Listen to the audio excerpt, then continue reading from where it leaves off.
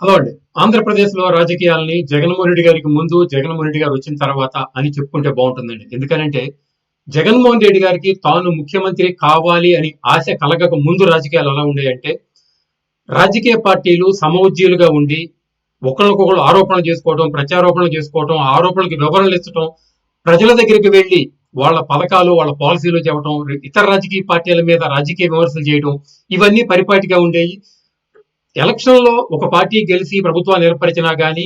Election campaign వరకు voting వరకు మాత్రం అన్ని రాజకీయ పార్టీలు సమఉజ్జీగానే ఉండేయండి. కానీ ఎప్పుడైతే జగన్మోహన్ రెడ్డి గారు తాను ముఖ్యమంత్రి కావాలి అని ఆశపడ్డారో ఆ రోజు నుంచి మన రాష్ట్రంలో రాజకీయాలు మారిపోయి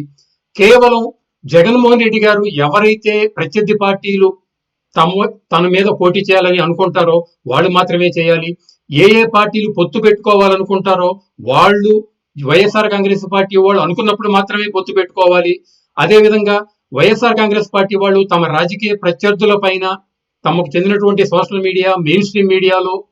బురద వేస్తూ అబద్ధ ప్రచారాలను ప్రచారం చేస్తుంటే ఆ అబద్ధ ప్రచారాలని ఆ ప్రత్యర్థి రాజకీయ పార్టీలు ఏమాత్రం ఖండించకుండా వాళ్ళు వేసినట్టు బురదని కడుక్కోకుండా ఉండాలి అని వైఎస్ఆర్ కాంగ్రెస్ పార్టీ రాజకీయం చేస్తుంది అంటే మాత్రం ఇంతకంటే దుర్మార్గకరమైన దిగజారుడు రాజకీయాలు బహుశా ఒక 3-4 దశాబ్దాల పాటు రాజకీయాలని అబ్జర్వ్ చేసిన వాళ్ళకి మాత్రం చూసుండరండి. అయితే జగన్మోహన్ రెడ్డి గారి సరళి ఎలా ఉందంటే ఈ రాజకీయాల్లో నేను చెప్పింది మాత్రమే ప్రజలు నమ్మాలి. నేను చెప్పిన దానికి కౌంటర్ గా ఏ రాజకీయ పార్టీ కూడా దాని మీద కౌంటర్ ఇవ్వకూడదు. నేను అబద్ధాన్ని ప్రచారం చేస్తే అది తప్పు అని ఏ పార్టీ దానికి వివరణ ఇవ్వకూడదు. అలా ఇచ్చి ప్రజల మనసుని తమ వైపుకు లాక్కునే ప్రయత్నం చేయకూడదు. కేవలం ఈ అబద్ధాల ప్రచారం వల్ల నాకు మాత్రమే రాజకీయంగా లబ్ధి చెందాలి అనే ఉద్దేశంగా జగన్మోహన్ రెడ్డి గారి అభిప్రాయం ఉందేమో అనిపిస్తుందండి. ఎందుకనంటే మనందరికీ తెలుసు రాష్ట్రంలోని వాలంటీర్లు గత 5 ఏళ్లుగా వైఎస్ఆర్ కాంగ్రెస్ పార్టీ కార్యకర్తలుగా పనిచేస్తున్నారు. మరీ ముఖ్యంగా ఈ వాలంటీర్లో దాదాపు 80 నుంచి 90% వరకు వైఎస్ఆర్ కాంగ్రెస్ పార్టీ కార్యకర్తలు మాత్రమే ఉన్నారు అనేది ప్రజలు అనుకోవడం కాదు, మీడియా అనుకోవడం కాదు, ప్రతిపక్షాలు అనుకోవడం కాదు. స్వయాన వైఎస్ఆర్ కాంగ్రెస్ పార్టీలో నెంబర్ 2 స్థానంలో ఉన్న విజయసాయిరెడ్డి గారి దగ్గర నుంచి ఆ పార్టీ మంత్రులు తానేటి వనిత గారు కానీ, అంబటి రాంబాబు గారు కానీ, నెల్లూరులో ఉన్న మినిస్టర్ కానీ ఇలా అనేక మంది మినిస్టర్లు కూడా ఈ వాలంటీర్లందరూ వైఎస్ఆర్ కాంగ్రెస్ పార్టీ కార్యకర్తలే, వైఎస్ఆర్ కాంగ్రెస్ పార్టీ కోసమే పనిచేయాలి అని చెప్తూ ఉండగా నిన్నగాక మొన్న ఏదైతే సిద్ధం సభలో జగన్మోహన్ రెడ్డి గారు మాట్లాడుతూ వైఎస్ఆర్ కాంగ్రెస్ పార్టీ మరొక్కసారి అధికారంలో రావడానికి రథసారథులుగా వాలంటీర్లు మాత్రమే ఉండాలి, వాలంటీర్లు పనిచేయాలి అని చెప్పి దిశానిర్దేశం చేసిన తర్వాత సహజంగానే సిటిజన్ ఫర్ డెమోక్రటిక్ ఫోరం అనే ఒక ఆర్గనైజేషన్ సంస్థ ఏదైతే ఉందో ఆ సంస్థ ఎన్నికల కమిషనర్ దగ్గరికి అలాగే హైకోర్టుకు వెళ్ళటం, వీళ్ళు వైఎస్ఆర్ కాంగ్రెస్ పార్టీ కార్యకర్తలు కాబట్టి ఒక పార్టీకి మేలు చేసేవాళ్ళుగా ఉన్నారు కాబట్టి వీళ్ళని ఎలక్షన్ అయ్యే వరకు వీళ్ళ విధుల నుంచి దూరంగా ఉంచండి అని చెప్పటం, దాని యొక్క సమర్పించిన సాక్ష్యాధారాలు నమ్మిన హైకోర్టు ఎలక్షన్ కమిషనర్కి డైరెక్షన్ ఇవ్వడం, ఎలక్షన్ కమిషనర్ ఈ